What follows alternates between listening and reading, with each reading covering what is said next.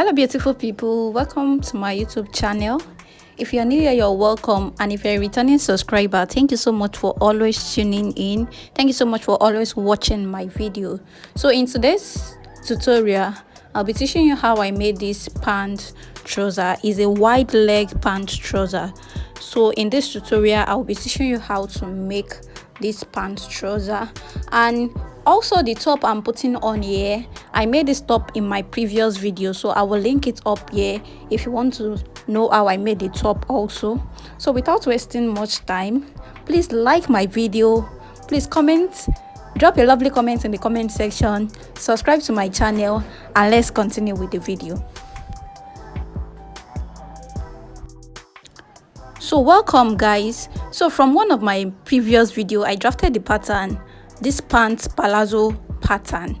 So if you haven't seen the video, please watch, because we'll be needing this pattern for the wide leg trouser, because I just need to slash this for the tutorial. So this is the pattern, and from this pattern it has a dart, and we don't need a dart in our trouser. This trouser we don't need a dart, so I'm trying to close up the dart area. So that's what I'm trying to do right here.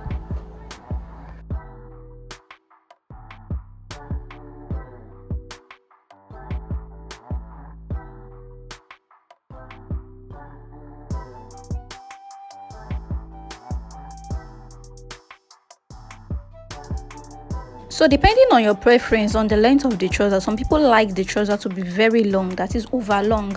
So if you want that, you just go ahead and increase the length.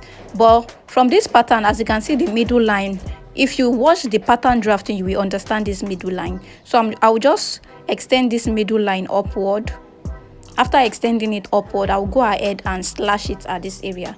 I'll slash it to the waist area. I'll just leave a little point at this waist area. So that is what I'll go ahead and do now.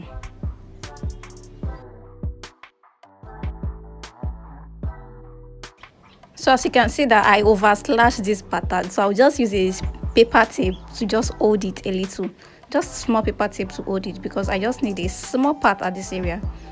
So this is what I will do. So in case you over slash, that is, you divide your pattern paper into two, it's fine. You just use a masking tape or a paper tape to hold it. So this is the front pattern. We also go ahead and do the same for the back pattern. So for this back pattern, we don't have any line here, so what you will do is just to divide this pattern into two, just two halves, two equal half, or just two, then you slash it also. So as you can see, I was careful with this one and I did not cut it off, but just a little line. So after that, we'll be using our fabric. So I'll be using the satin silk fabric. You can use a crepe, because I noticed this material was too light, but you can use a crepe fabric or a duchess, a thicker fabric. So now I'm transferring my pattern on the fabric. So you fold your fabric into two, as you know, you fold it into two, then you pin your pattern downward, and while pinning, you ensure that you open this up. I'll measure the opening for you to know the opening measurements. So just make sure you open it up like this, because that is how we can get the wideness. So from here I have 7 inches. If you want it to be wider than this, you can do 10 inches or more depending on your preference. So you add your hemming allowance. That's why I'm not cutting at that pattern area. That's the hemming allowance. I just need the hemming allowance at the lower part and the joining allowance at the waist area.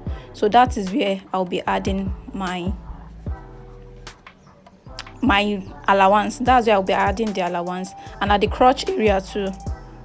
If you watch the previous video where I drafted this pattern, you will understand better. So the link to the video will be in the comment section and the description box. Thank you. So after that, we go ahead and do the same too for the front bodies.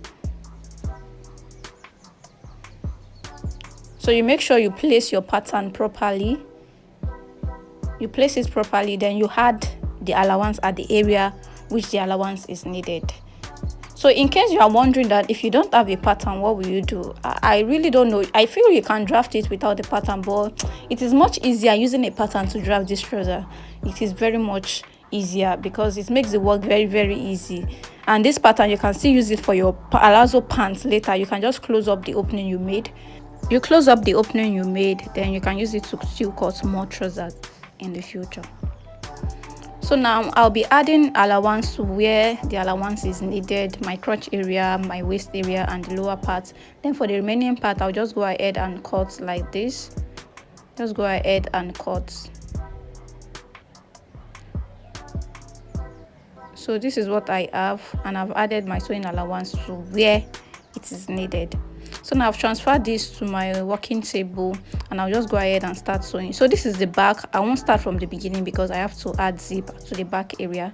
Then I'll go ahead and join the crotch area. So after joining the crotch area for the front, I'll be adding a pocket. In case you are wondering how do you draft the pattern for the pockets, please, my previous video I explained all that, so I won't like to repeat that in this video. I'll just put the link to that video in the description box and also in the comment section. It will be pinned in the comment section. So I'll go ahead and fix my trouser. So after fixing and ironing the fabric, this is what it looks like. So this is what the pocket look like, and these are my band. So I'll fix my band. In case I have excess, I'll cut it out. And for your band, make sure you add a stay to it. If it's air stay or paper stay, any stay, just to give the fabric more thickness. So after that, you go ahead and join the side, the crotch area, and you also hem the lower parts because that's the remaining part you need to work on. So this is what the trouser is looking like, and this is the back. As you can see, the opening for the zip. So what I will do next now is to fix the zip. So after fixing the zip, this is what I have here.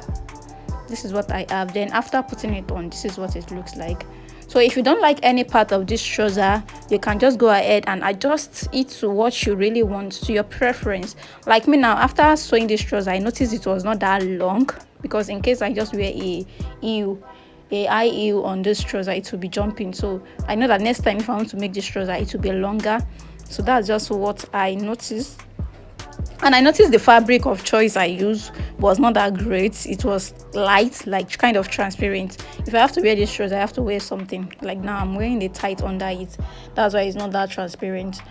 So apart from that, I love everything about this trouser. And for my top too, in case you are wondering, I made this top from one of my previous videos. It was even my previous video.